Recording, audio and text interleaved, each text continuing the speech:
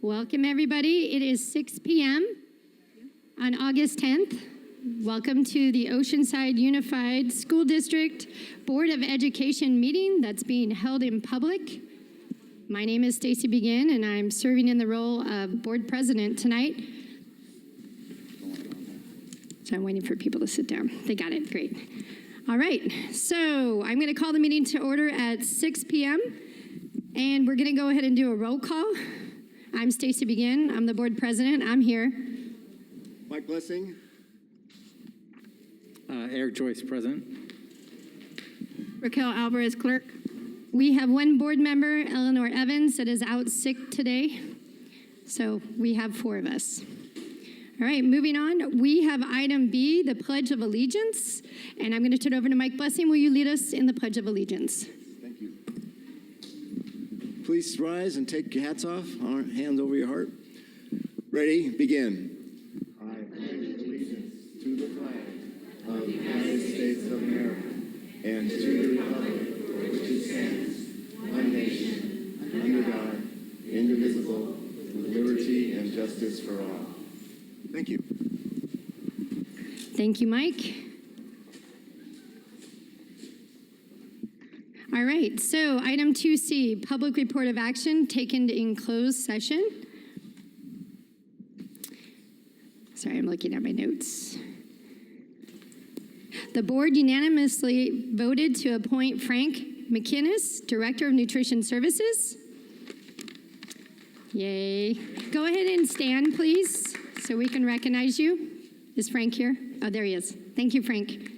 The board unanimously voted to appoint Julie Schluter as principal of Palmquist Elementary School. Julie, can you please stand?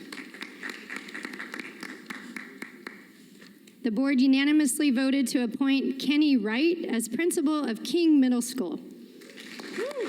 Congratulations. All right, item 2D, approval of agenda. I'll call for a motion. I'll motion to approve the agenda. I'll second. I have a first and a second. I'll call for the vote. All in favor of approving the agenda, say aye. Aye. All right, agenda's been approved. Moving on to item 3, the superintendent's report. Hold on, thank you. Please don't yell out at a meeting, but I understand. Do we have, sorry, we actually have 3 comments on item 2D. Item 2B, the Pledge of Allegiance. Approval of agenda. Approval of agenda. Okay, sorry about that. We usually don't have comments. Yeah, I really believe these would be public comments, but we will go on. Kara Smith, Louise Uripo, and Katie Taylor. All right.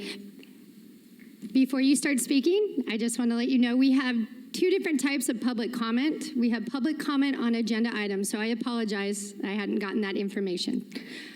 We also have public comment on non-agenda items, which we have at the end of the evening.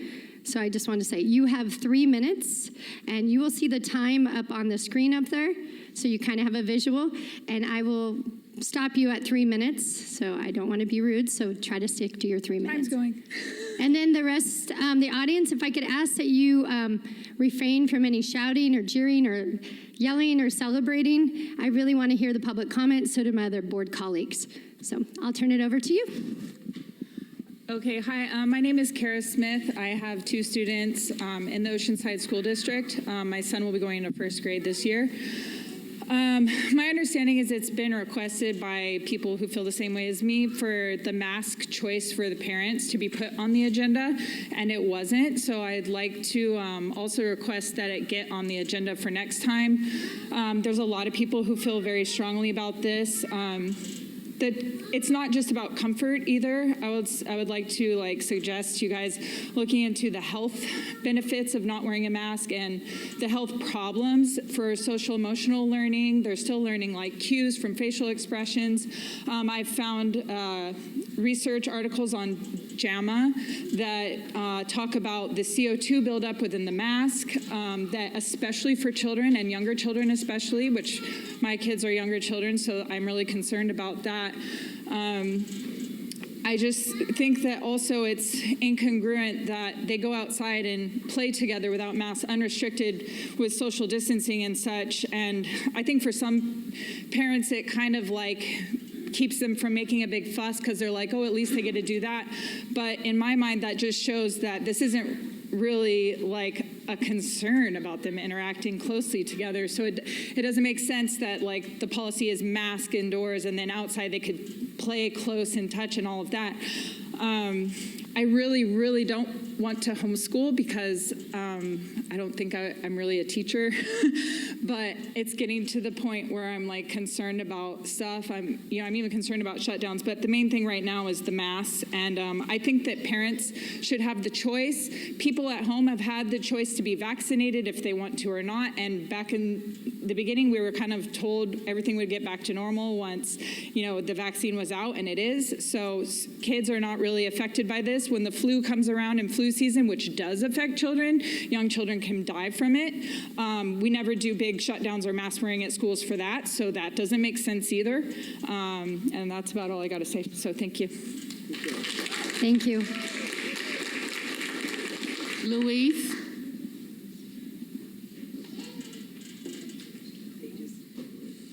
Okay, Katie Taylor. I always didn't like approval of the agenda as an item. This is mine. Let's see, I am voicing my disapproval of the agenda.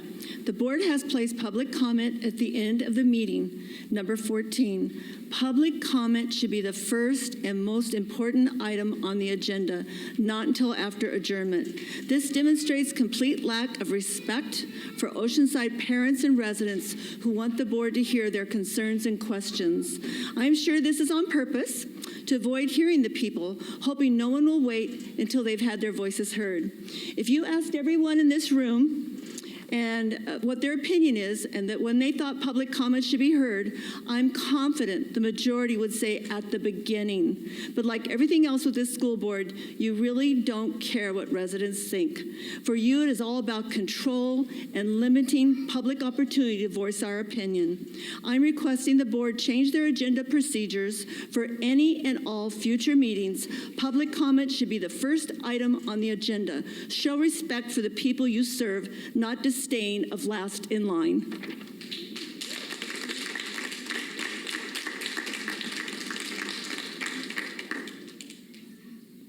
One more time, Louise Uripo.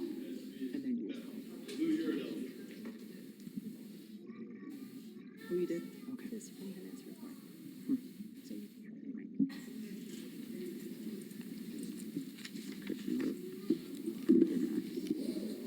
What's up, guys? First time. Raise it up. Yeah, there we go. First time talking in front of a school board. So I noticed that masks in schools isn't on the agenda, and I'd like to request that it be put on the agenda for next time because I feel it's a very huge issue going on in society right now. We talk about masks, no masks. There's a lot of other things going on. And I'm sure as a school board, you guys have a lot of pressure coming from both ways and things you got to deal with. And you're taking information. There's a lot of stuff out there. There's science one way, there's science the other way. So I want you guys to look at where the science is coming from. The CDC has been consistently confusing and wrong, invariably about everything. They've taken masks off, they put masks on. We've seen instances where people can go into restaurants, take their masks off and sit down and enjoy a dinner, but children can't sit in a classroom 6 feet away from each other. They still have to wear their masks. We know that the N95 mask was designed for sterile air environments in a hospital where the air is completely sterile. These masks are not designed to be in environments where there's open air and a lot of pollutants. So having children wear these masks for 8 hours a day is not going to be healthy for them. And lastly, there's a lot of psychological, mental, and emotional studies out there that show these damages can be caused to these children. We're covering their smiles, we're covering their faces. This is how children learn. They see each other. And I just ask you guys to think about growing up when you were in school. if you had to wear a mask all day, sitting in a classroom. I just can't even imagine it as a child, having to wear that thing, not understanding why. And I just kind of call on your emotion. I call on your, when you're putting these things on the agenda, to think about that. There's a lot of parents out here with kids.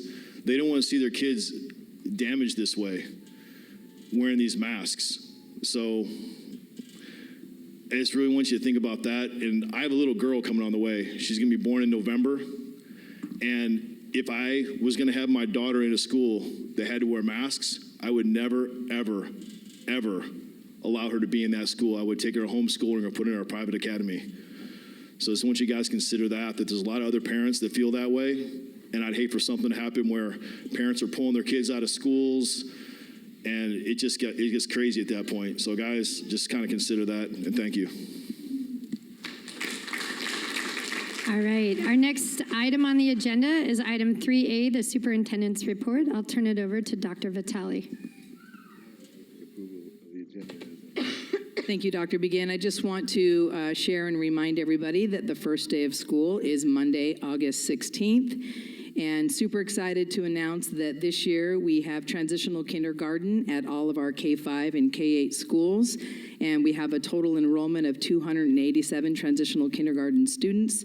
So we built the program and they showed up, and we're very excited to offer this to the community. And we all look forward to the first day of school. I'm sorry, Madam President. We have public comments on that item. On the superintendent's report? Yep, 3. All right, 3 people. All right. We have 4. Maria Wally, Sharon McKinson, Claire Champagne, Come on. and Mark Servin. So our first one is Maria Wally. I'm sorry, I can't hear you behind the mask. Did you call Sharon McKeeman? Yes. I'm the one that's calling you. Okay, I'm sorry. Am I first or was someone else first? You can go. Oh, okay, all right. And Sorry. then Maria. Okay, all righty. Should I go ahead and start, or was there a timer? Sorry, okay. So I'm Sharon McKeeman. I'm the founder of Let Them Breathe. My kids are not currently in the Oceanside schools, but we have been part of the Oceanside community for over a decade. And I just want to share with you that last board meeting, you had people tonight commenting on the approval of the agenda, because last board meeting, you heard from a lot of parents and even a lot of children asking you to put our mask choice resolution on your agenda, because you cannot in any way, as a school board, get in trouble for sending the agenda, the resolution that we have drawn up to the state. It simply outlines that there is not a good scientific basis for masking children. There have not been studies to prove that it's effective or safe or necessary. This resolution that we have also outlines the harms of masking children. We know that it is harming their mental health, their social health, and their academic progress. And I know that you all have seen the grades in your academic community go down over the past year. And it wasn't just because of distance learning. It was because of restrictions like masking.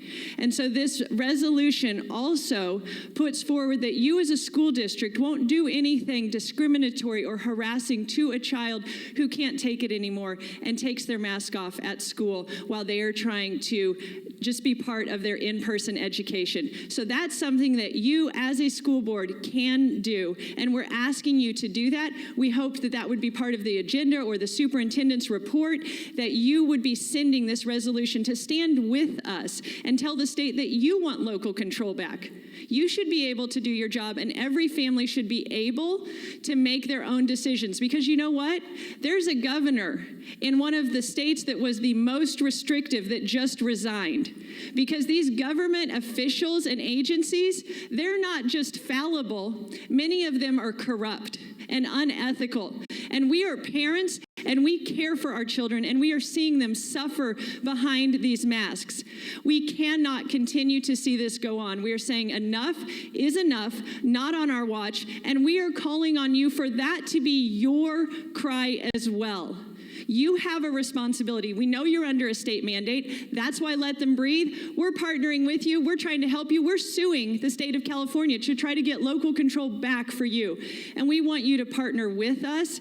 Just send a resolution. Put it on your agenda. At least talk about it. Take that first step and consider the resolution we've put forward so that you can partner with us to get your control back so that you can do what's best for your family. And all of these kids are still smiling. That's an absolute blessing after what they've been through. And we can't think that if we continue to cover those smiles, that they will continue. There have been mental health tragedies happening in our community, and we can't see it go on. Thank you so much. Next speaker, Maria Wally. So I just want to remind you that we have public comment on agenda items, so it has to be related to the agenda item. So I just wanted to say that. So we generally don't have public comment on the superintendent's report because no one knows what her report is until she gives it. So we have 3 public comments, and they need to be related to the superintendent's report. So if it's not, we can put it at a different time. Well, we might want to because some of these says mask mandate. That is a non-agenda item. Yes. We would like you to add it, please. Since school's starting. It's a non-agenda item. To add it. Thank you. We're starting school. Our children have been without a mask all summer long. And now you're telling them they have to wear a mask. How would you feel if that happened to you?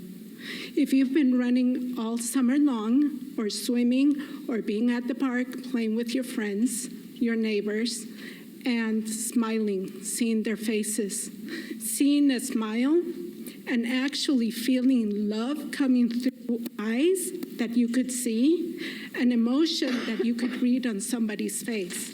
And now you're telling them you have to wear a mask because the state says so. We would like you to consider the mental health effect of that. We don't know what is going to happen in a month, 2 months, 3 months.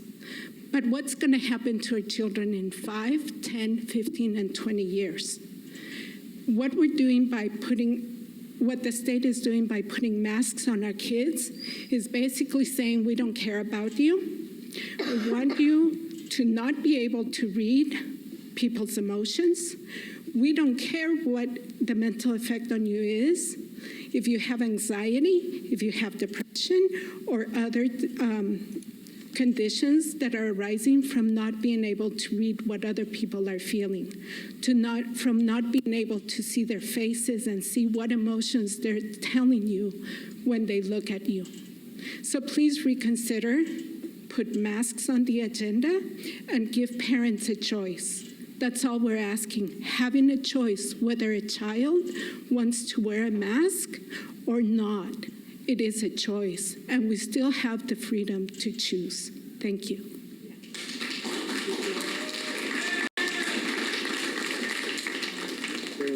So are we going to wait for the next 2 for public comment, Madam President? Yes.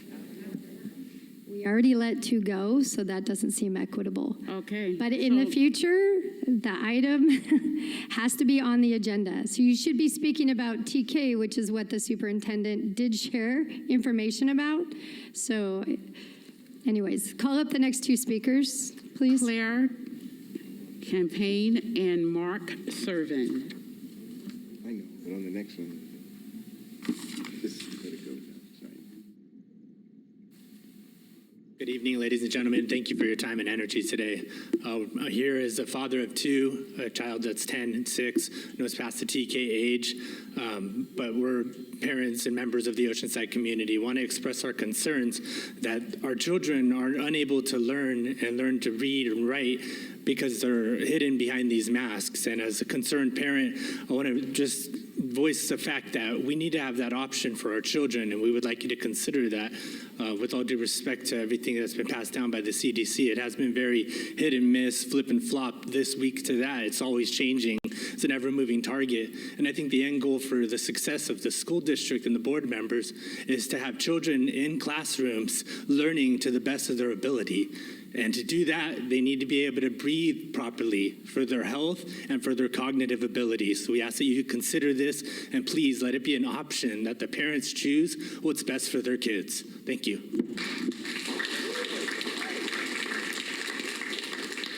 Is Claire in? Okay.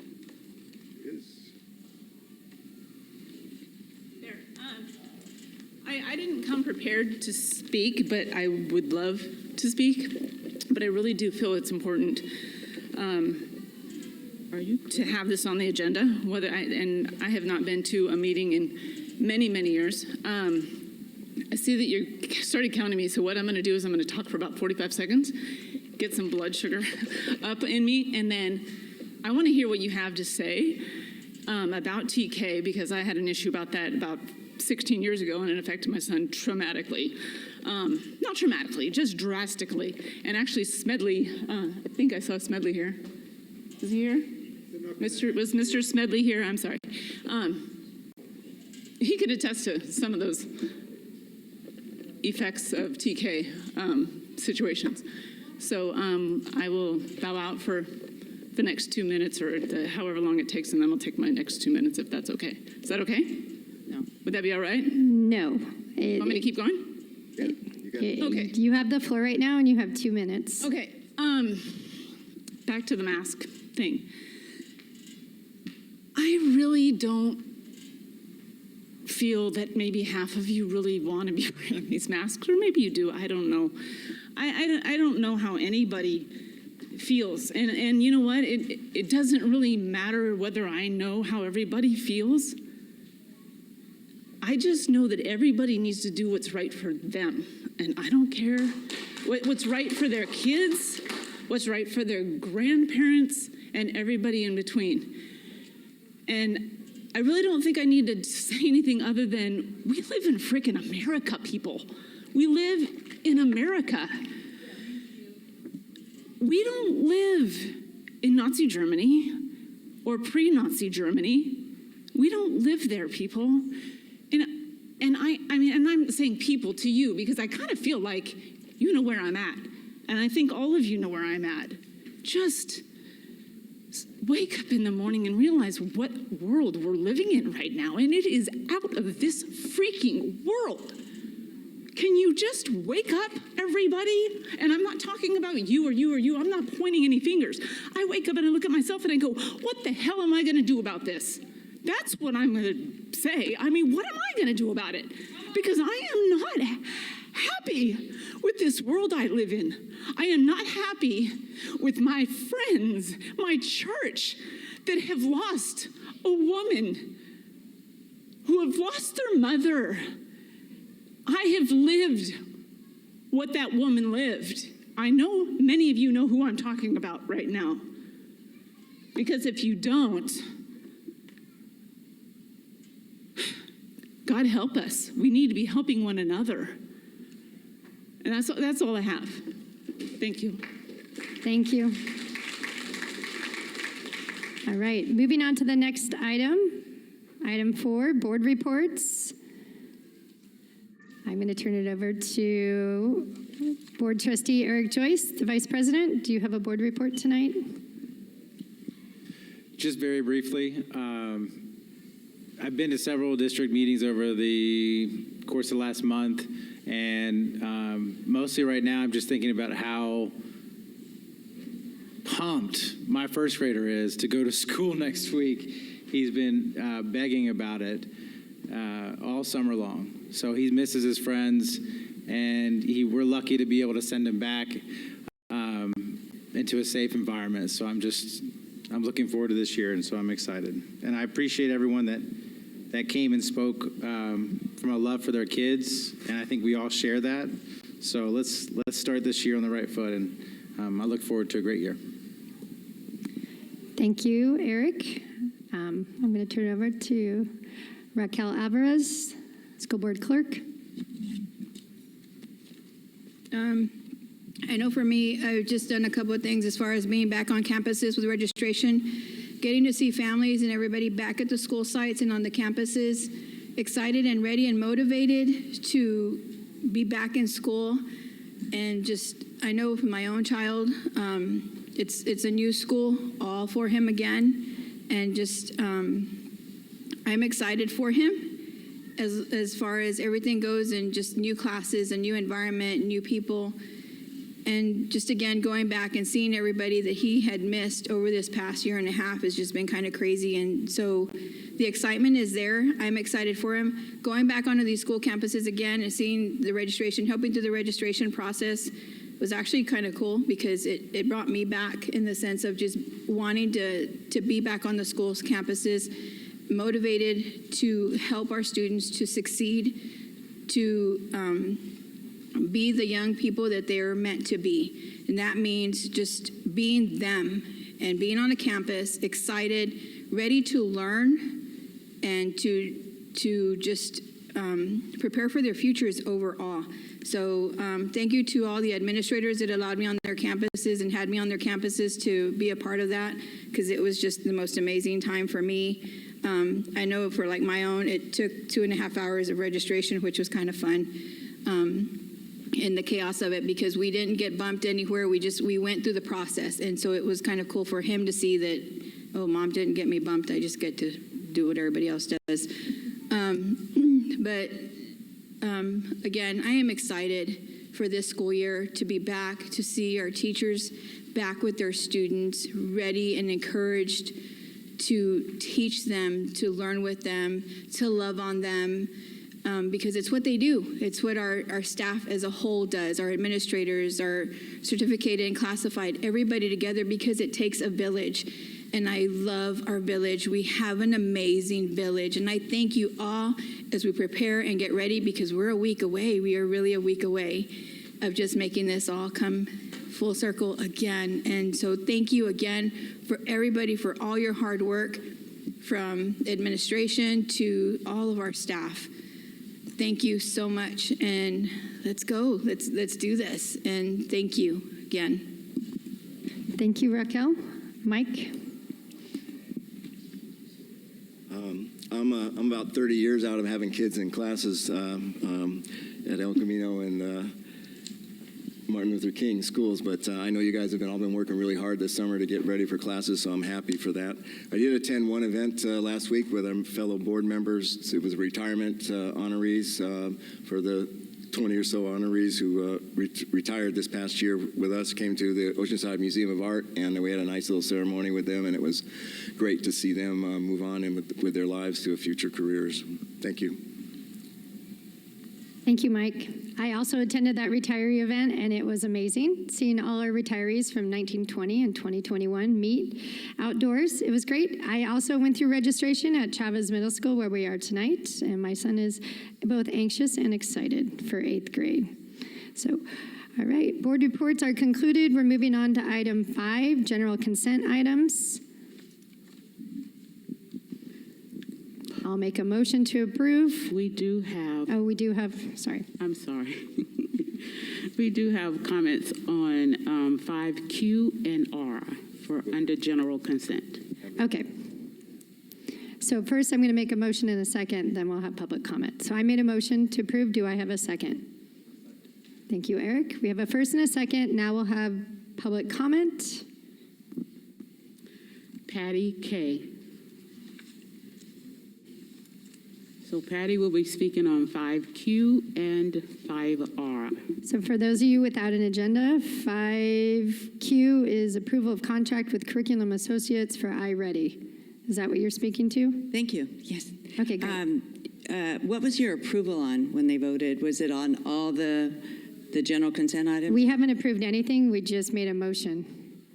A first and a second. Do you do a blanket? Do you do a blanket? Yes, approval? we have certain, great question. We have certain items that are under general consent items. They're usually just little all business. of these, A through R? Yeah, okay. A through R. Okay. Yeah, I'm not talking so much as asking questions. First of all, I'm a little confused because when you're sitting there, you have your mask on. When you speak, which is when you spew out, according to the science, you take them off. I don't understand if that makes sense, following the science. Anyway, do you agree, or do you understand what I'm saying?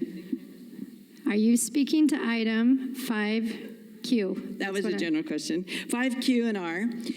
I would like to ask the board, Raquel, can you explain 5Q to me, please? Yeah, they can respond on agenda items. We do not. Right, Stacy? No. Non-agenda items, but we were told that you could respond on agenda items. No, we do not respond to questions during public comment. This is not public comment, this is agenda. You are doing a public comment on item 5Q and R. That's Right. your public comment. You have 3 minutes to provide a public comment. Board will have discussion.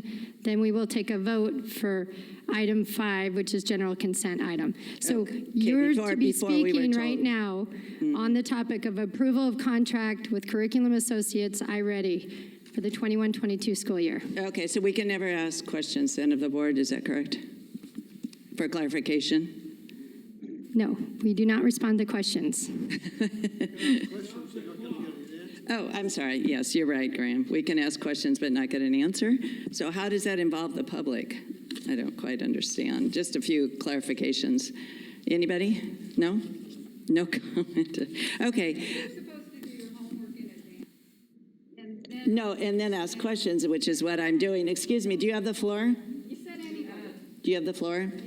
Okay, so on 5Q and R, you're spending a total of $410,000 that I question whether that's needed. That's my comment. And I was hoping that you all could give me answers to that.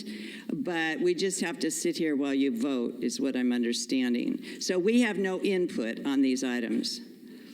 Okay, that's it on those. Thank you. Thank you.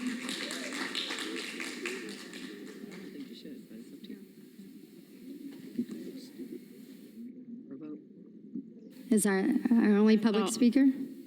Or do we have more? That is all for general consent. Then we have 2 other. All right. So I'm looking to my board colleagues. Do you have any questions, discussion? No, as a practitioner, iReady curriculum is a strong curriculum overall, and I would move for its approval. Second. All right. We have a first and a second. Any other discussion? All right. I'll call for the vote. All in favor of approving general consent items 5A through 5R, say aye. Aye. Aye. Carries unanimously. Moving on to item 7, personnel. 7A, approval of new class specification, community school coordinator. So on this item, we will have a staff presentation. The board will ask questions of staff. Do we have any public comment, Ann, on this item? We do. 1. Okay, we do have public comment. The board will have a discussion, and then we'll go from there for our vote. This is an action item. We want the presentation. Yeah, thank you, Dr. Begin. HR has created the job description for school community coordinator, and we have Dr. Lovey to share a little bit more about this new position and how it will work in the district. Good evening, board. I'm Mercedes Levy. I'm the Associate Superintendent of Educational Support Services, and I'm excited to provide you with an update on our planning for community schools in Oceanside. Next slide, please. As we explored community schools, it was evident that we needed to be clear about the goals for the community school and why we proposed implementing them in our district. Key to this work is understanding that all actions taken is in service of learning for all students. Successful schools provide students with the education they need to be successful, productive adults. We know that in some communities, the barriers to learning are greater than in others, and that by addressing these barriers and meaningfully connecting our communities, parents, and guardians, resources can improve student outcomes. Next slide, please. Our journey in exploring community schools started in May of 2021, when the Board of Education provided direction to include community schools as part of the Local Control and Accountability Plan, also known as the LCAP.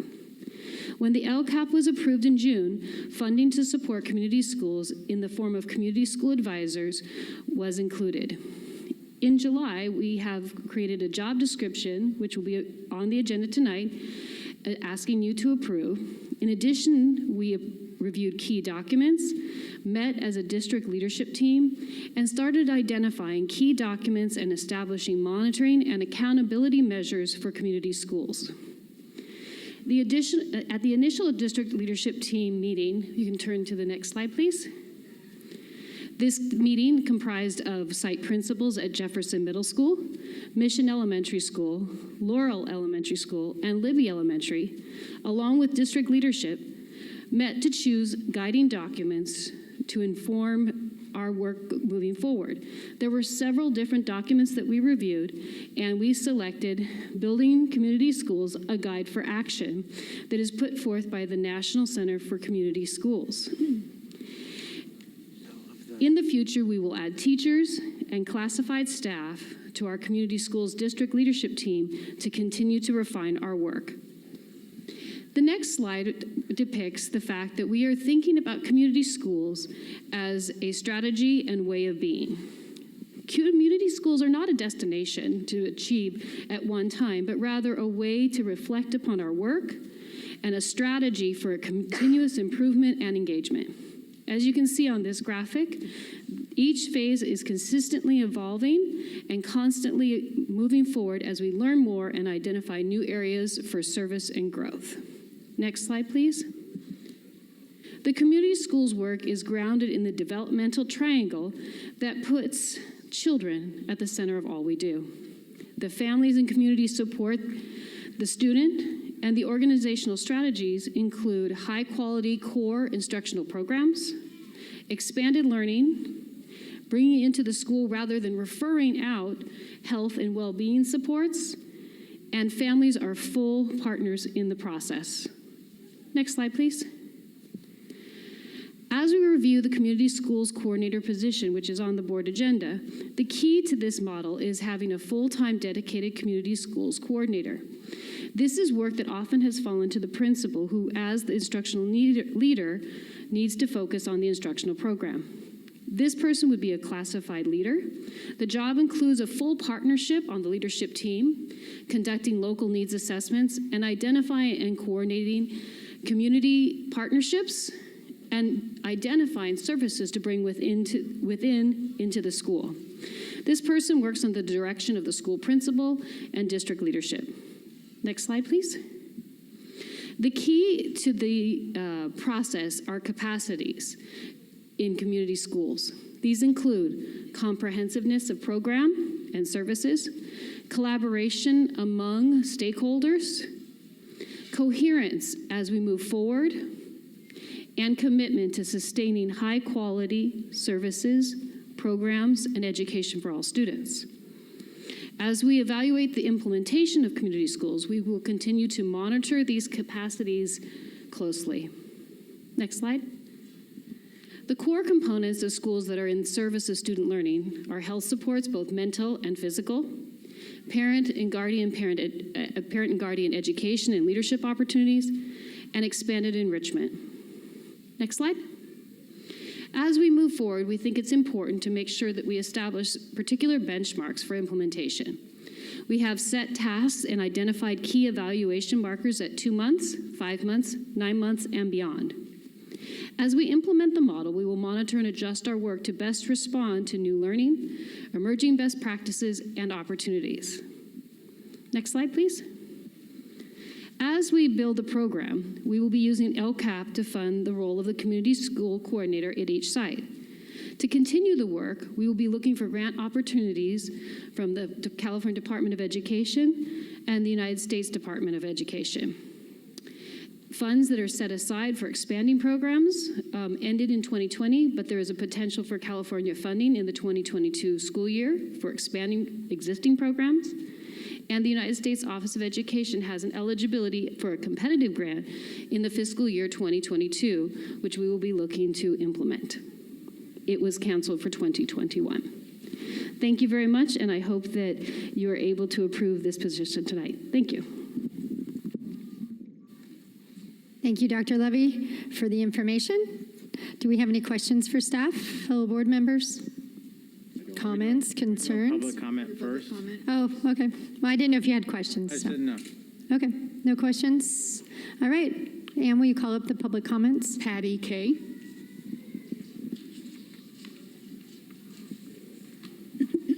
Okay, unfortunately, I can't ask each of you questions. That's why I was here, for clarification, basically. Dr. Levy, you do, really well on your charts and your research and take a lot of time. I understand that. But I really, with your test scores the way they are, I do not see how you can authorize board spending $60,000 to $75,000 on an additional office that is a social outreach in the community. I just don't understand why this money is going out.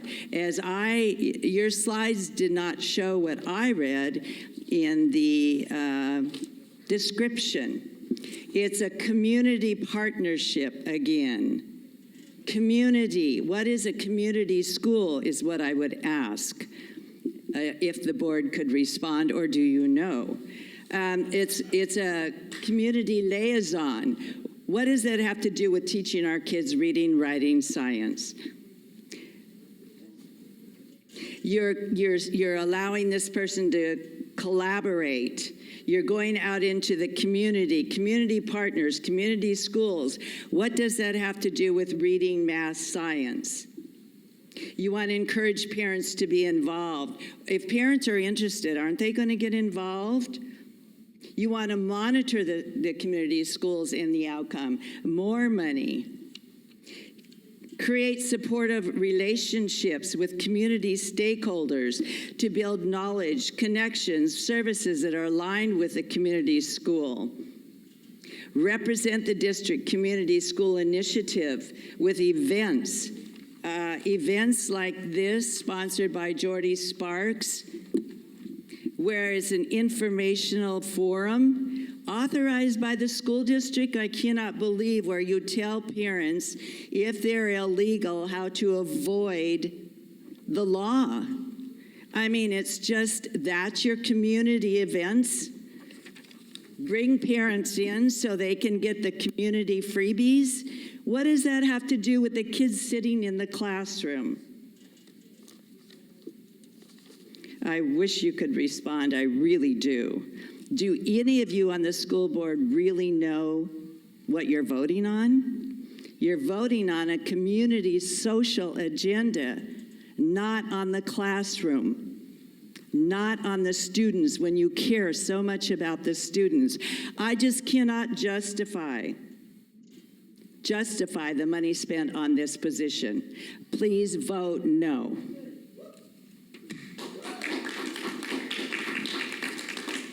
And do we have any more speakers on that item? Not on this item. Okay. So I'll turn it over to my board colleagues. Do you guys? I would just say that I'm so incredibly proud of the board for taking this action and investing in our schools, specifically making sure that every student is taken care of as a whole child, because you cannot read if you have a hungry belly. We know that investments in our students is an investment well paid off. So I'm really proud of us for making this decision and moving forward on community schools.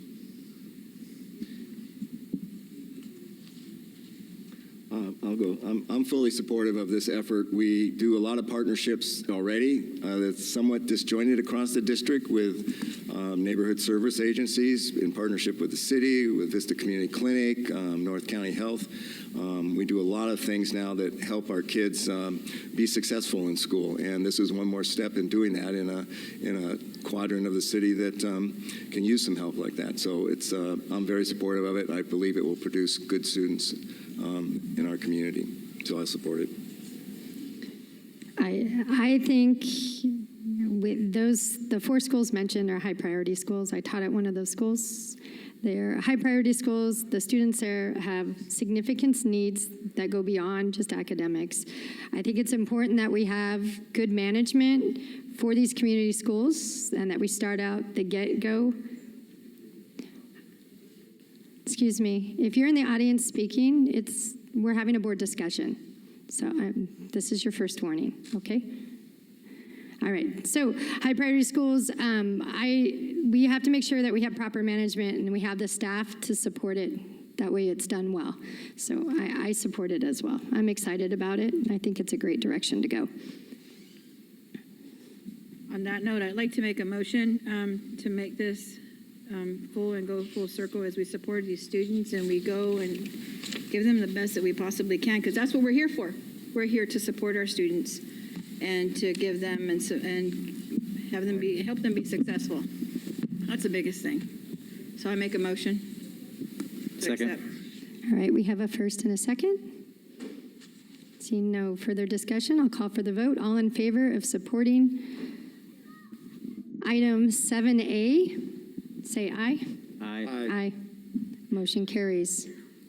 Moving on to item 8, curriculum and instruction.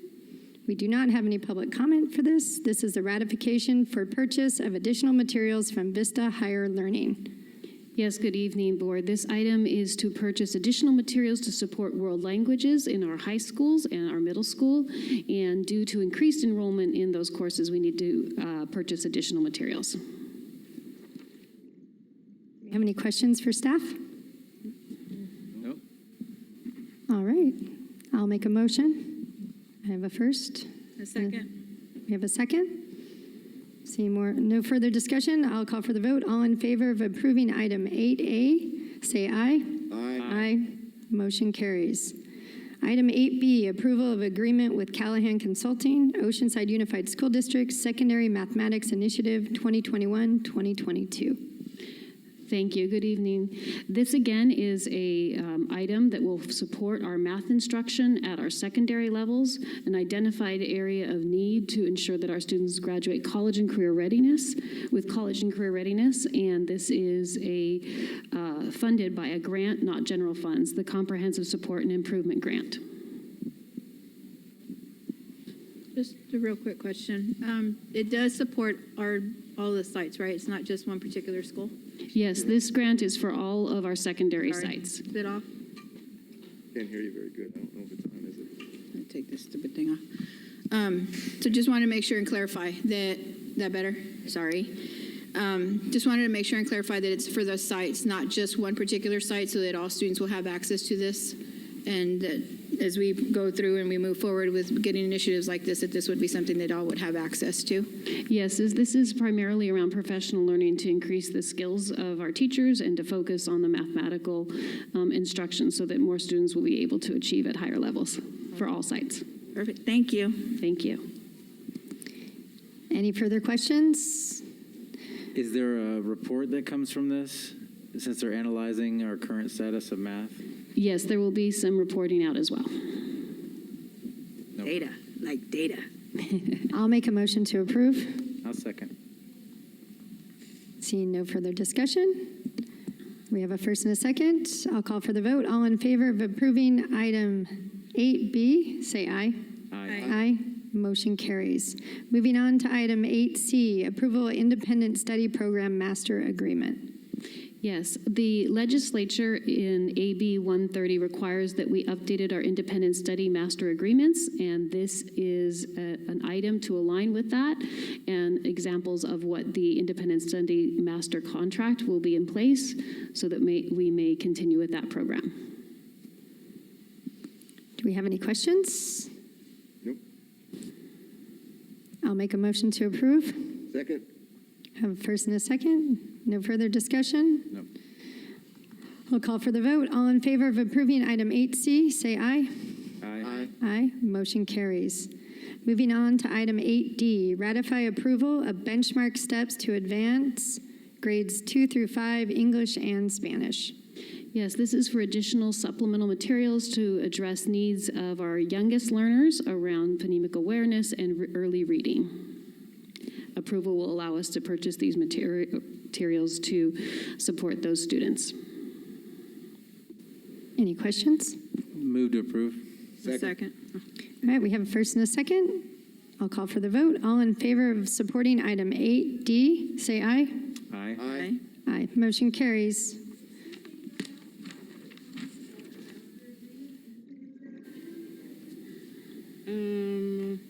Eight. No, I do not have it on my list of public comments. We have it for 12G. Sorry. I At- didn't get Item, I don't Ann, have it. there's a public comment for 12G. I'm wondering if there was confusion between the two items. 12G. They're both on independent study. We'll take it at 12G because we already voted. Sorry. I have a list right here of all the public comments, so I'm being very conscious of who's up next so I don't go too fast. So, all right, moving on to item 8E, approval of benchmark phonics intervention grades K through 2, English and Spanish. Yes, these are materials that are aligned with our core adoption to be acting as a Tier 2 intervention, Tier 3 intervention for kindergarten through second graders. These materials will be used by their teacher and intervention specialist to support students. So these will be used by the intervention teachers we are using COVID funds on? This is correct. Okay. I would make a motion to approve. A second. All right, first and a second. No further discussion. I'll call for the vote. All in favor of approving item 8E, say aye. Aye. Aye. Motion carries. Moving on to item 9A, ratification of Panorama Education Student Success Agreement. We do have one public speaker for this. Go ahead. Can we have staff presentation? Yes, thank you. This item is for Panorama Education, and I'll refer to Dr. Sparks, who will update us on this item.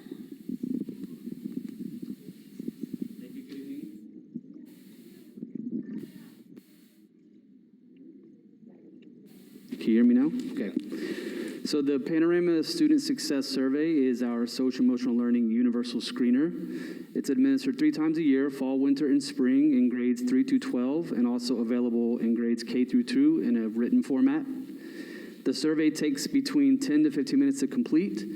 The SEL survey results populate on a dashboard that integrates additional student data from information systems such as ARIES, assessment scores, discipline, and attendance data. So this could be kind of a student success dashboard that integrates from all of those places to be kind of a one-stop shop for educators to use to see social emotional results, discipline data, attendance data, anything that's available in our student information system. The results can be used for social emotional learning lessons, student guidance, intervention, and feedback to educators. In accordance with all partnerships and programs in OUSD, Panorama uses our data privacy agreement that details services, it determines what access they have, and also prohibits any third-party sharing requests. Do you have any questions? I'm just seeing if we have any questions first. Three times a year? It's administered 3 times a year, so fall, winter, and spring. We do have the option of a fourth administration if something we're able to do. This will be our second year using the Panorama tool. All right. Anne, will you call up the public speaker? Emily Winchman. I know when I was on the board and we had a speaker coming for part of the agenda that, of course, you wouldn't have to answer me, but I would be, as a board member, I would ask the staff the same question. They would have to answer you. And so that's the way we worked it many, many years ago, and I think that's the way it should be brought back. On this agenda's item, I thought it was real interesting that the educational psychology is really coming forth. And in this certain company, the researchers, they're all about educational psychologists. They're all about working with school counseling, et cetera, et cetera. So it's real interesting to see that on the sidelight you have, it's going to integrate the academics, it's going to integrate the SBAC. And it's really interesting to see when you get all this information, I have a question, and I'll need to meet with Jordy to get those answers since I won't get them tonight. Who's going to be looking at this dashboard? Is the teacher going to be, again, our poor teachers with everything else they have to do, teach academics, heaven forbid, that they're going to have to go through each and every student and see what's going on, what's not going on, what is happening, what is that, what was going on in the family. My mother had a bad day that day, so this time they didn't do well. So what are they going to do for the poor teacher? Another thing I would be asking is that, of course, we have our student and parent privacy, the 520, and the 5020 and the 5022. Are these surveys, do the parents get to see each and every survey? each and every question so that they feel comfortable, because we know that parents can say no to any survey that infringes on their physical or mental health of their child. And who knows how many of these kids, again, with the trauma that they faced this past year and a half, not being in school, being masked, all the turmoil that's going on, that there isn't going to be some mental problems. And so how are you going to be equipped for that? Do you have enough counselors? Again, do you have personnel or credentials? Our teachers aren't counselors. Our teachers aren't credentialed to do that. I mean, they're there to teach, and I know enough teachers, when they've been there 10 years, they know their kids. They know the different learning styles, and so we're paying so much money for these guys to tell us what to do and how to do it. And our quality teachers already have that down. I've had that down for many, many years, and I just hope that our teachers aren't going to be involved in so much of that, and the way of what they need to be doing is teaching their kids, as Raquel said, loving their kids, making their kids feel safe instead of going through their personal problems and their personal psyche and seeing what they can do with it. And it'll be interesting to see. I'll be waiting for the reports. So if I can have a time to sit down with Jordy and make an appointment with him to have these questions answered for me, I'd appreciate it. Thank you.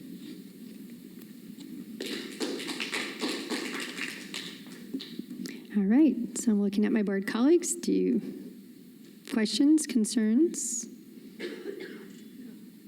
Move approval. I'll second. I would ask, the data information was something that we had talked about before. Who does have access to results of a student's particular data?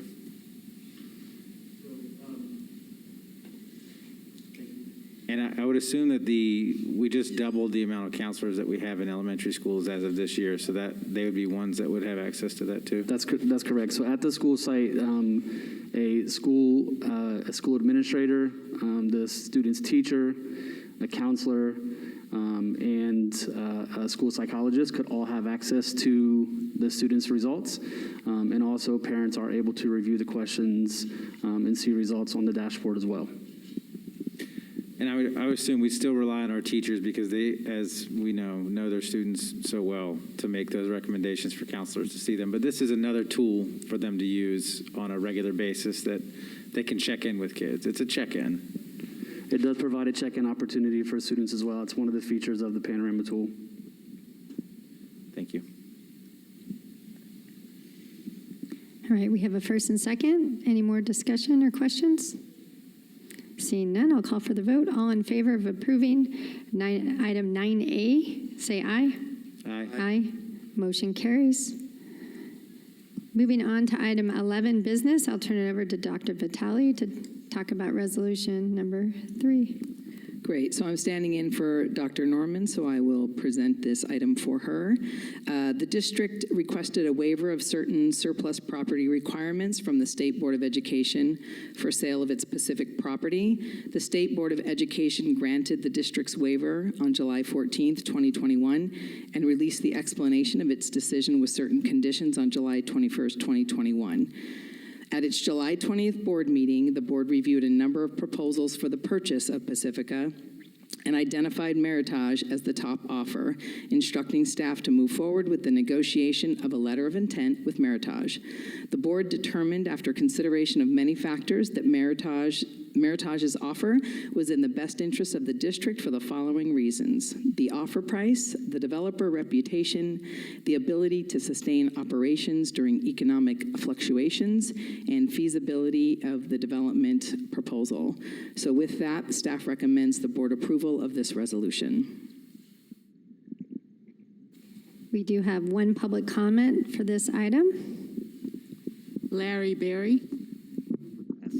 My name is Larry Berry. I live on 3973 Brown Street, Oceanside, and it's good to be here the first time in a long time, public meeting. It's good to see our red shirt communist friends in the back here, and Jennifer Skillett there, who is from Carlsbad, once told me she would never send her kids to Oceanside school, so that's why I say she's from Carlsbad all the time. This particular item is something that I have a problem with, and that the financial money, the dollars if we're going to give this up and the deal is done and how we're going to do with it, where does the money go? I mean, does it go back to the taxpayers? Does it go back in the general fund? Or does it go to the red shirts? I want to know what we're going to do with this money. And I've been Oceanside 38 years and 4 kids through K-12. I've just seen the stupidity of our board members that have just wasted money time and time again. And I have no faith in you, Superintendent.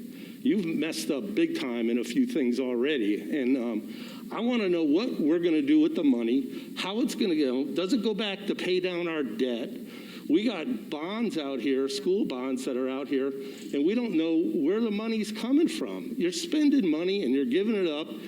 And the honest thing, I was having a conversation with some people is, especially in that neighborhood, and like in my neighborhood, I'm 70 years old, and we still have people that are, I'm the youngster in the neighborhood, and we got a lot of widows. These houses are going to turn over, and kids are going to start to come into those, young families are going to start to move into those buildings. So I'd like to know what problem, I know the California Education Code says it's almost impossible to sell this property and to move it out. You got to go through hoops and stuff, and I don't know who you paid off to get this thing done, but what are we going to do to get, if there is, opportunity? Now, I know Bonsall has a great school there in that area, and we have Del Rio, and obviously we'll put the thing, but, at some point, our population is going to change. I truly believe it. Now, as my wife says, but they're not going to go to Oceanside schools. So we got to figure out how if we're going to need the schools and what we're going to do to take them.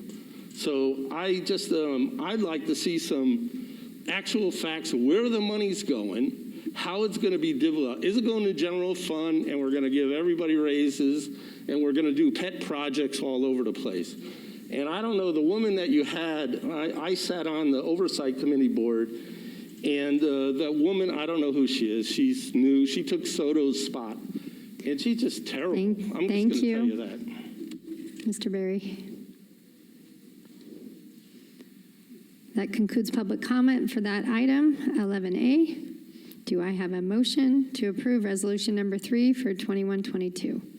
Yeah, I'll move approval. The findings were presented in the resolution number 03-2122, and it lays out the reasons that we're selecting Meritage, and it's nothing untowdry or under the table, Mr. Berry, so I will assure you of that. And it has to go through city public hearing processes. It'll take 1 year, 2 years, 3 years for that to occur, but that will be on the city council's decision about whether anything ever gets developed and whether we ever get any money for this site.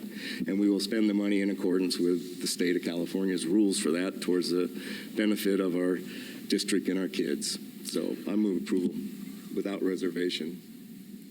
I'll second. All right, I have a first and a second. Are there restrictions on money that we take in from property sales? The restrictions are that it's one-time money and we wouldn't want to use it for ongoing costs.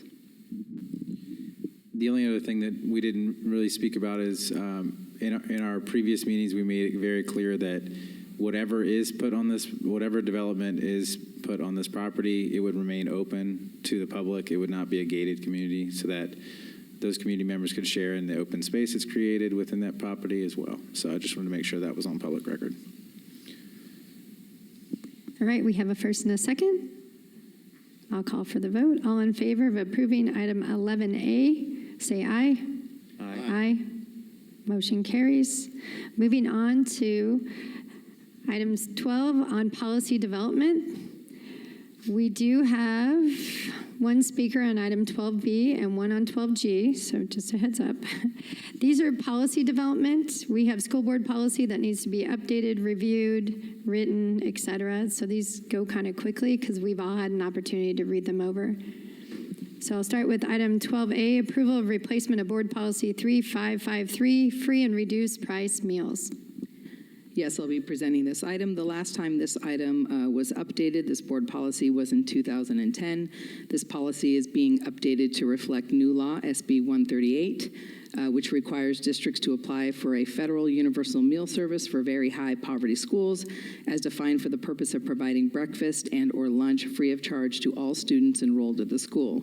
OUSD schools that currently qualify for this provision are Mission and Jefferson. In addition, the section related to confidentiality and allowable purposes for sharing students' free and reduced price meal eligibility information was revised to reflect the elimination of Title I program improvement. Although this board policy is being updated, OUSD is already in compliance with the new laws, and we recommend approval. Move approval. Second. Have a first and a second. Any more discussion? I'll call for the vote. All in favor of approving item 12A, say aye. Aye. Aye. Motion carries. Moving on to 12B, approval of replacement of board policy 7214, general obligation bonds. And we have one speaker. Yeah, I'll present first. Yes. The last time this policy was updated was May of 2011, and this policy is being updated now to reflect new laws. SB 1029, which required the board to adopt a debt management policy prior to issuing any debt, including a general obligation bond, and is certified to the California Debt and Investment Advisory Commission that the proposed issuance of debt is consistent with the district's policy. The update also reflects new law, AB 2116, which requires the board to obtain reasonable and informed projections of assessed valuations that take into consideration projections of assessed property valuations made by the county assessor. Lastly, the update also reflects new law, AB 2738, which prohibits districts from withdrawing proceeds from bond sales at any time for the purpose of making investments outside the county treasury. Although the board policy is being updated, OUSD is already in compliance with the new laws, and we recommend approval of this item. Public comment? Larry Berry. This is the general obligation bond and stuff, and I just want to make it clear that I sit on the board, I sit on many boards, but on the San Diego County Taxpayer Association, on that board, and we've rejected that the Prop W that went through, and you're coming up, I'll give you a heads up, you're having we give a grade to all our school districts in the county and the community colleges, anyone that had a bond that's been issued to them. And I'm just going to give you a heads up, you guys are getting a failing grade. With Dr. Soto and Colette and had her in you're the worst and a failing grade throughout with bond and how you get the message out to the public and how you're being read out to public. So I just want to let you know that, and you know this as well, as the San Diego County Taxpayer Association did not support you in Prop W that went through. They rejected it, and they did not affirm or give you a passing grade when you proposed that. But it passed, and everything's for the children, so nobody cares how much it costs. But I have someone I own 3 houses in Oceanside, and I got to pass those costs on to the renters. And this is a real difficult time for people that own property that are our renters. With this eviction notice. But, this bond and general bond and getting it in, there should be more public talk to and get this out in the open and hiding. I know as a person that sat on the oversight committee for Prop G and H, I just, the crap that went on with Mike Blessing here is just appalling. And the lies and the mistrust is just something that just went on. And we get the information and say, oh, yeah, here we go. We passed it, and we got to live with it. I can tell you, enough of this stuff. It burns me, the lies that went on with Mike with Camp Pendleton. And we built 2 schools on Camp Pendleton, and they never paid 1 penny for it. And so all these other schools that we're doing with. And so I just want to let you know that you got to be more transparent and more open. And I don't know who that nitwit. You have another person here that's taken over for SOTA. and she doesn't have a clue what she's doing. And I've had several phone calls and emails to her and Colette, and they don't respond. So they're hiding something. Thank you very much. All right. Do we have any questions for staff, fellow board members? No question, staff. Just a point of personal privilege, Larry. I appreciate your comments, and we go back a long ways and a lot of things back and forth. But I do reject that I've ever lied to anybody on this board about how we proceeded with our bonds and our capital facilities in this community. So I just want to say that in the record. I'll move approval of the policy. I'll second. Seeing no further discussion, I'll call for the vote. All in favor of approving item 12B, say aye. Aye. Aye. Aye. Motion carries. Moving on to 12C, approval of replacement of board policy 4117.3, personnel reduction. Thank you, President Begin. This is a replacement of a 2010 existing policy that is updated with new language provided by CSBA Policy Management Console for board approval. Move approval. I'll second.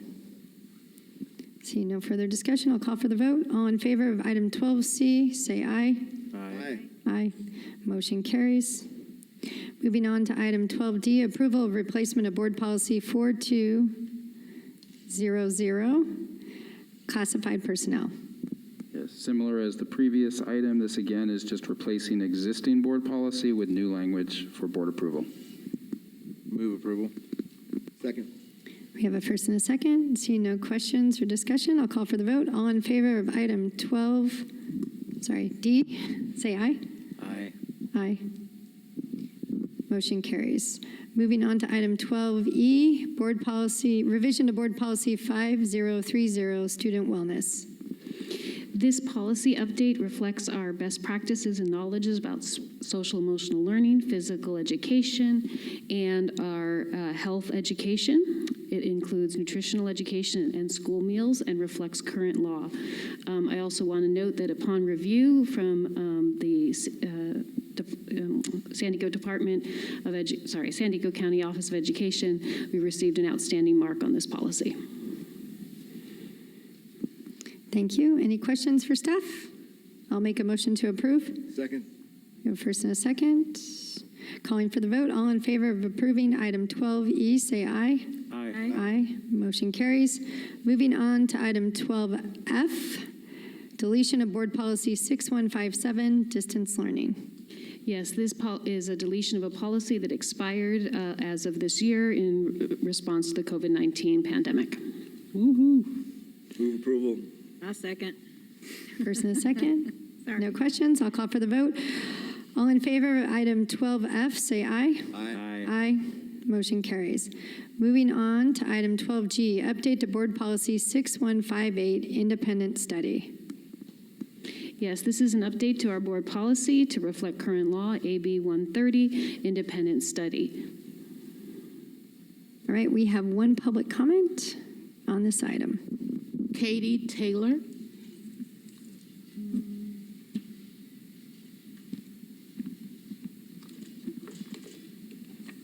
Let's see. Okay, thank you. I've reviewed the policy, and I just want to know if this isn't going to include self-brainwashing if somebody wants to do independent study. I think this board is already very clear on my opposition to your ethnic studies course. And we have to remember, these kids in K-11 and K-12, this is mandatory. They can't refuse to take these ethnic studies that you're forcing upon them. I emailed to you earlier today, and to the superintendent, the California Education Code 51530, Article 4, regarding the advocacy and teaching of communism. I'll read the first, you have the whole thing, but I'll read you the first paragraph. No teacher giving instruction in any school or on any property belonging to any agencies, including the public school system, shall advocate or teach communism with the intent to indoctrinate or to inculcate in the mind of any pupil a preference for communism. Now I want you to refer to your own ethnic studies. I'm sure you didn't bring it with you, but it's page 14, it's number 13. Prison industrial complex.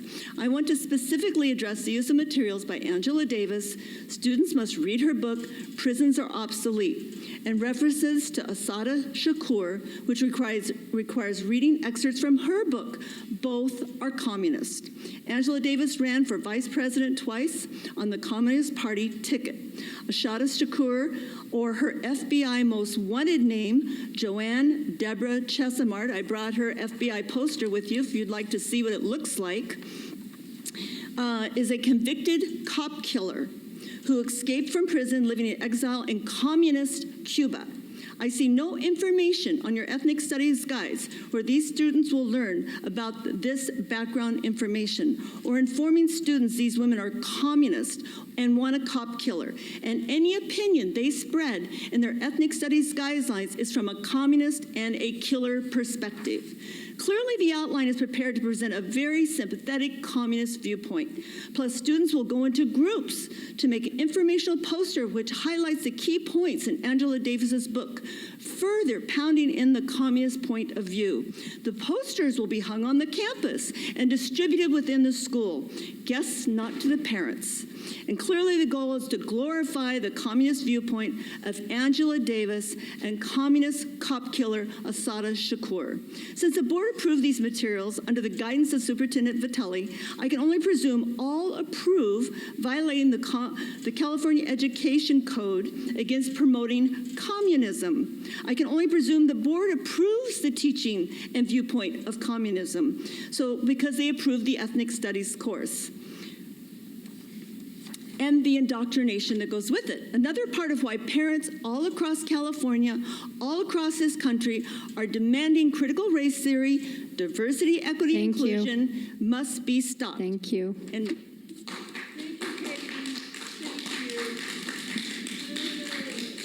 I will make another reminder that your public comment. As a point of clarification, ethnic studies is an elective for 11th and 12th grade students. It does not promote nor endorse communism as a worldview. you got it clearly right here.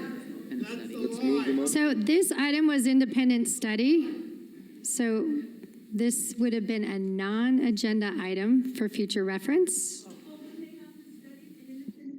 So I'm going to call for, I have a first.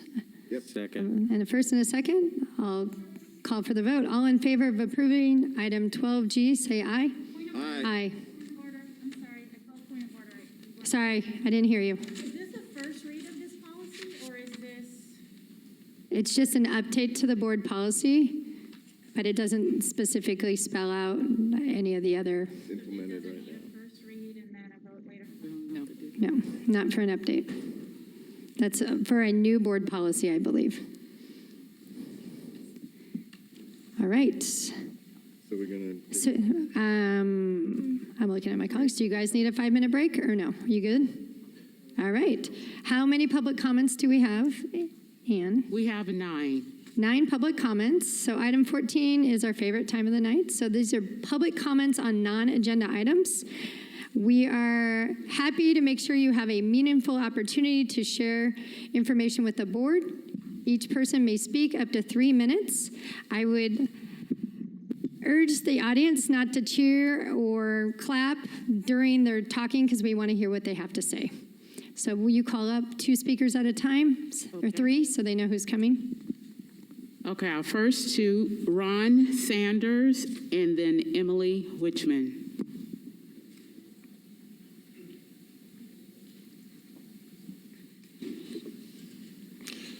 Good evening. My name is Ron Sanders. I live in South Oceanside.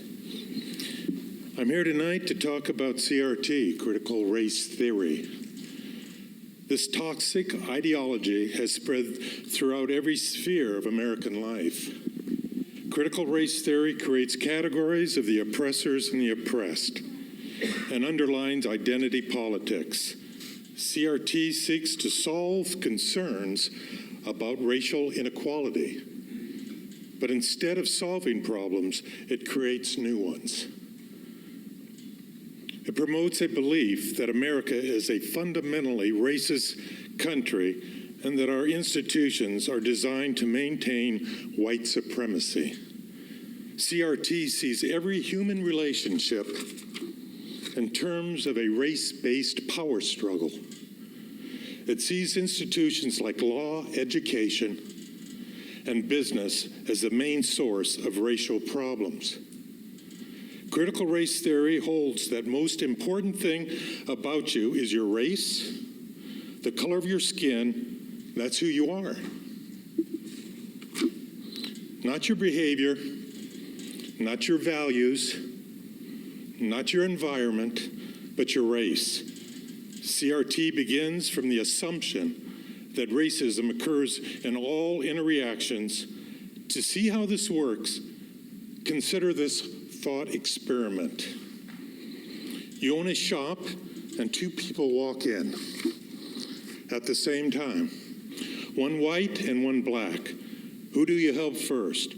If you help the black person first, CRT would say you did so because you don't trust black people to be left alone in your store. That's racist. If you help the white person first, instead, CRT would say you did so because you think blacks are second-class citizens. That's racist too. It can find racism in anything, even if it has to read your mind to do it. CRT proponents claim racism is present everywhere and always, and they look for it critically until they find it. CRT rejects individual freedom and responsibility. It divides people into racial groups, pits the groups against each other, and judges guilt or innocence based on race. This threatens the best ideals of the American founding. I have a question, but I understand you're not answering questions. I didn't realize that. So I'm going to hold off on it. But I am interested in knowing. Thank you. Next speaker.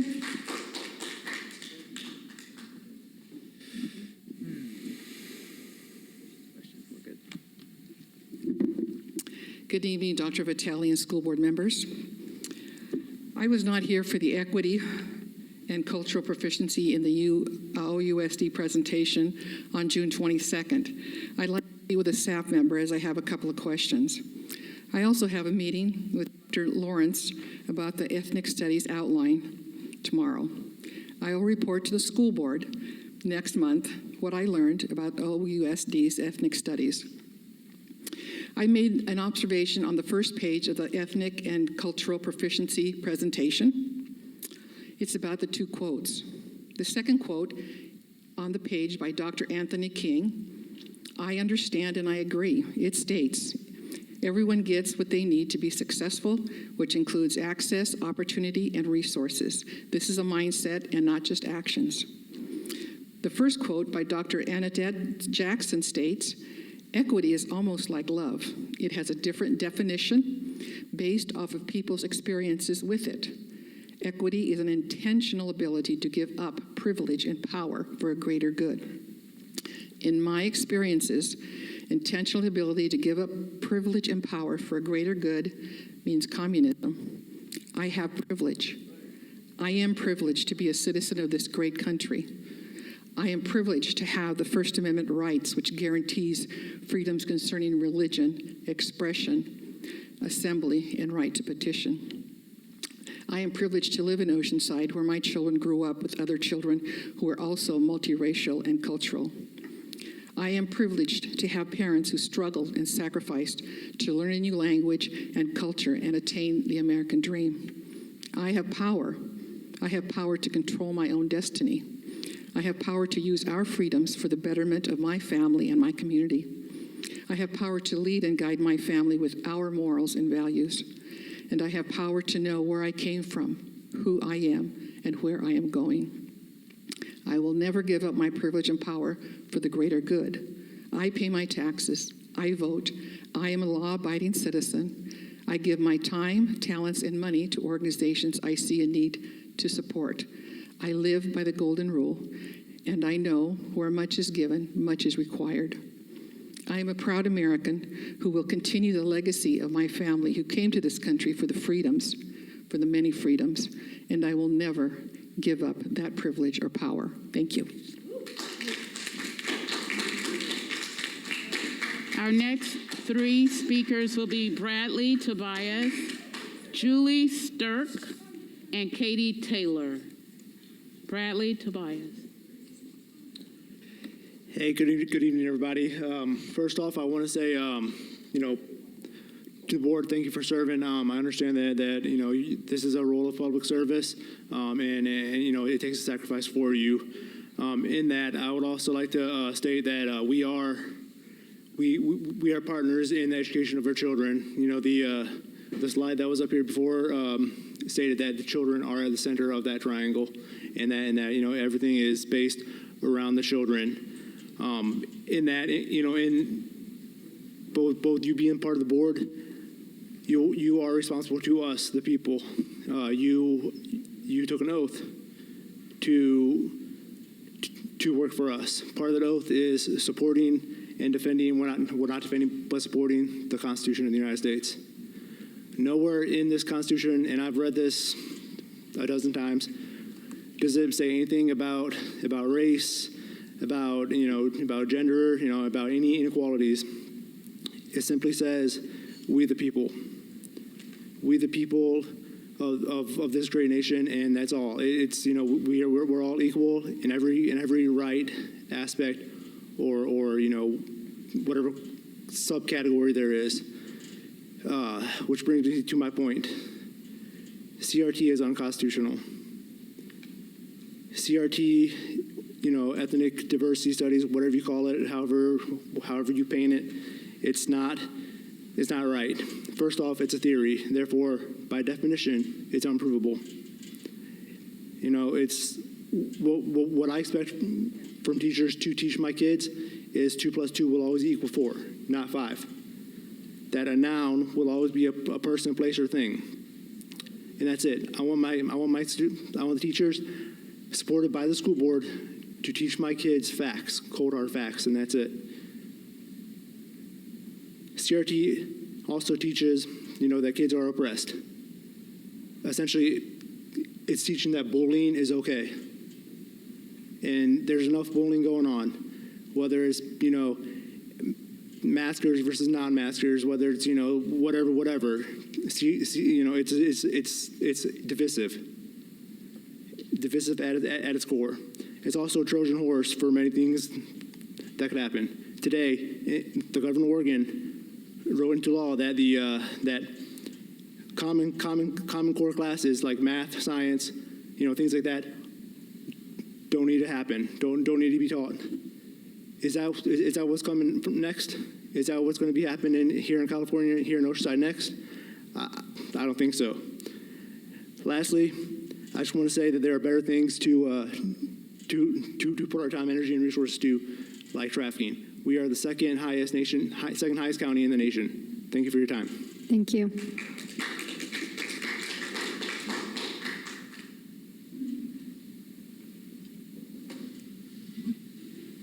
All right, good evening. Okay, first of all, I want to say, you'll have to excuse me. I haven't eaten, so I'm a little nervous. But I want to say, I just want to have this time to speak without any interruptions or any animal sounds. Good evening. I'm here to voice my opposition to critical race theory. I'm here to remind you that the school has no business teaching moral values to our children. I'm here to tell you that parents are fed up with the education system thinking they have moral authority to teach right and wrong. They don't. Educators focus on academics and leaving the parenting to the parents. The kids have already lost a year in class study. Adding your interpretation of social justice does nothing to help them in a world where reading, writing, and arithmetic are needed to get a job, join the military, succeed in college, or compete in the world market. My name is Julie Stirk, and you'll see me here again next board meeting. Mr. Mike Blessing, I will see to it that you will be fired.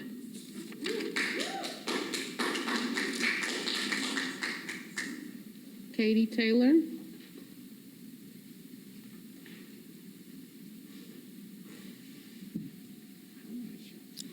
just to follow up and let everybody know, I sent to Superintendent Vitelli and the board members today to support all my comments. I sent everyone, you have it in your email, the California code I referred to that prohibits the indoctrination of communism. I'd also sent you an article regarding a new bill that's being proposed in Congress called the Hartzler Fights to Prevent Military Children Being Taught to Hate Their Country and Their Parents Through Critical Race Theory. We live in a military town, and I think all of you need to read this, see what they're proposing, and think what you're doing with ethnic studies. I also sent you a fabulous, fabulous presentation by Walter Myers III that I was fortunate enough to hear, that is probably one of the most intelligent, thoughtful presentations on critical race theory that I've ever had the privilege to listen to. I hope you take the time to read it. Oh, and by the way, he's black. And I also sent you the most wanted poster of the person you're going to be promoting for our kids that's still on the FBI most wanted list. So don't tell me you're not promoting communism. Thank you. Next three speakers, Patty Kay, Graham Frazier, and Michelle Harrington.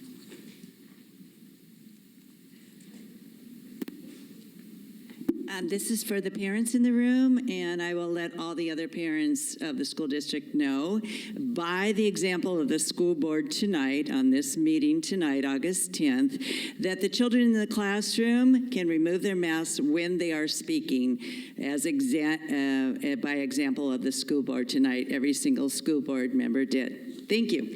I wanted to know if there was any follow-up on the logo design, that we wanted to save the school $10,000+ by letting the student graphic department design.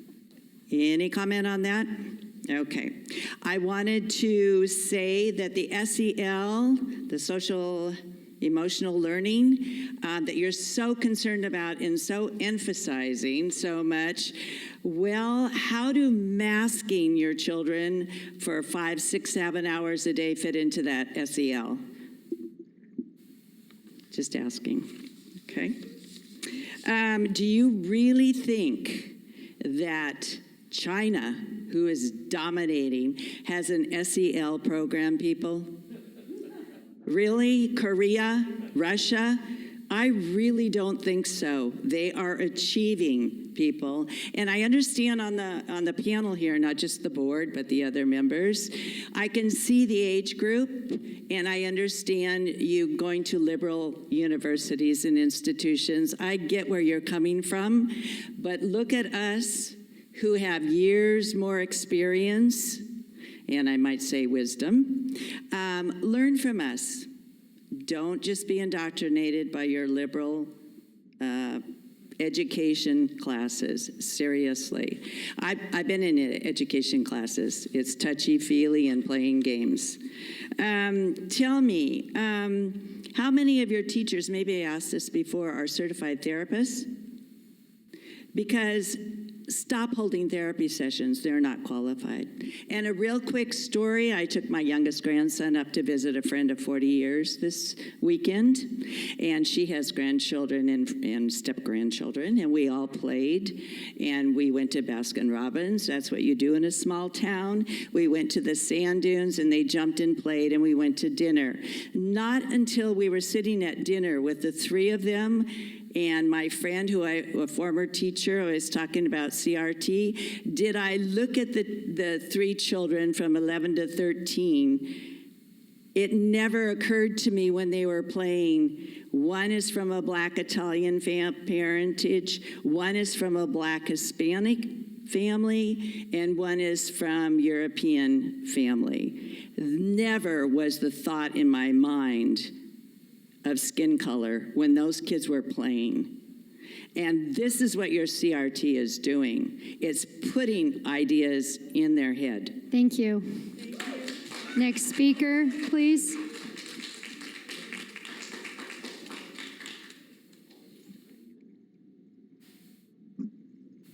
Members of the board, my name is Graham Fraser, a 40-year resident of Oceanside, former district engineer for 10 years, so district saw fit to hire me. I'm an American of choice, and I took an oath to honor and uphold the U.S. Constitution and I took it religiously to heart.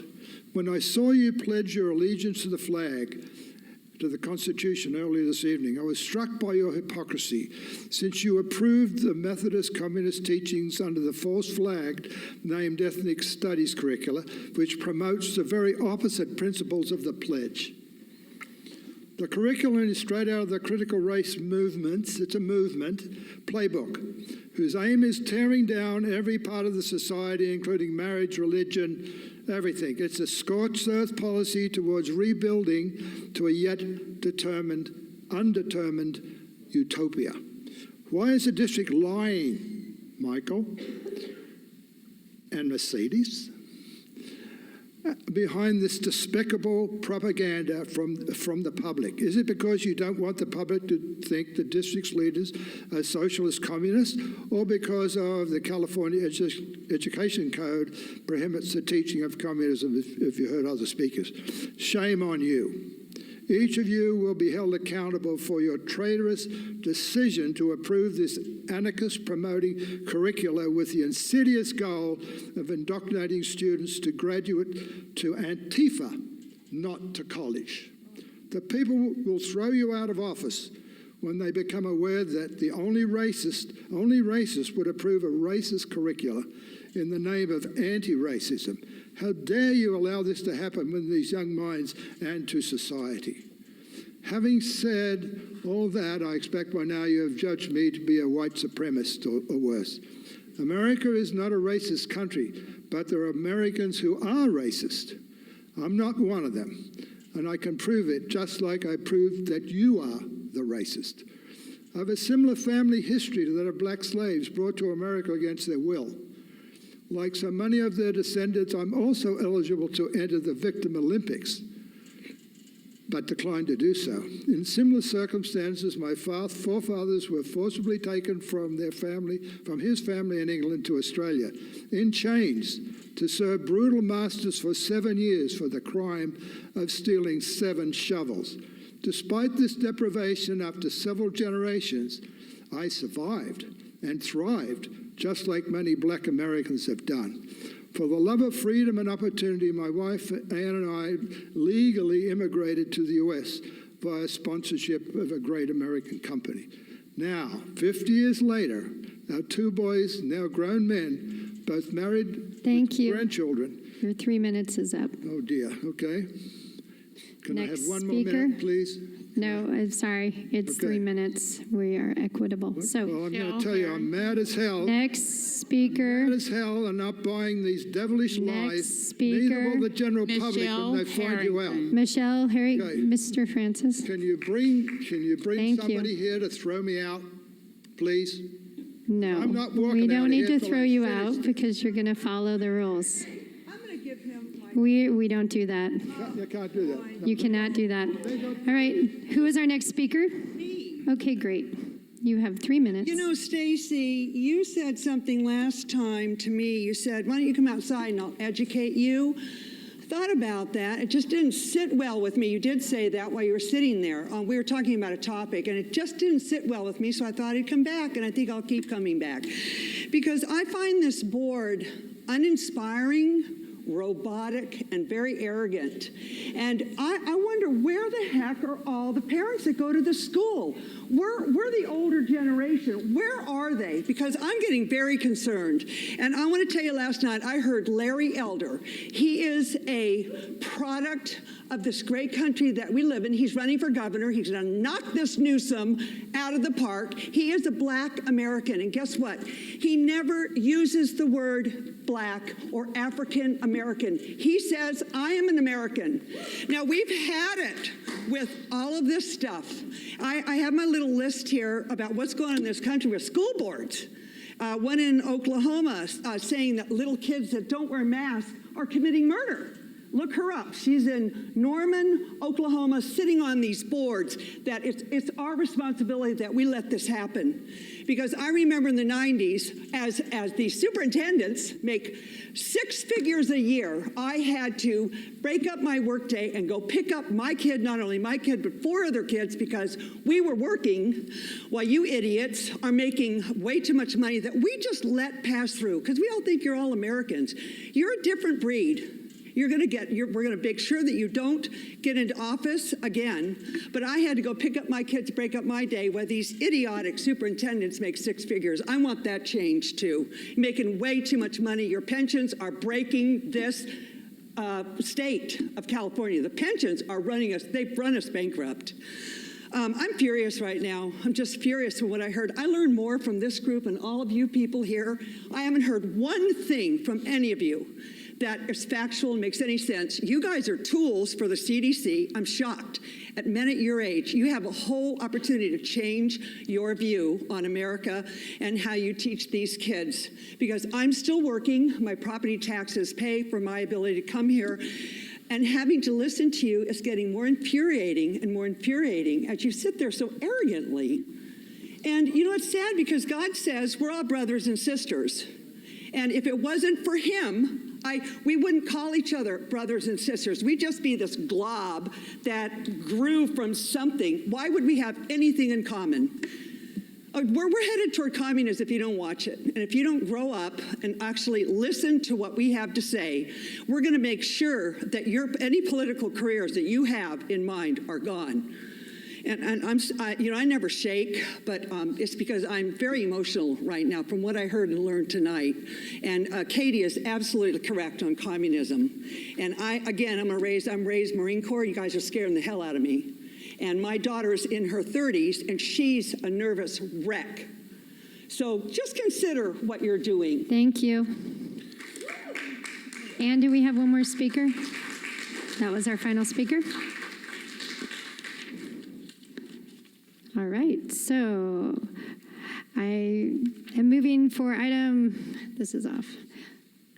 Do we have any board discussion, comments? I would just, again, make sure that it's very clear to any viewing public that Oceanside has an ethnic studies course. They do not have a critical race theory course. That ethnic studies has been known to build empathy between students, and it does create connection, not hate. All right, thank you. You haven't read it. Excuse me, we are running a board meeting. I already warned you about yelling out. All right, the meeting is adjourned.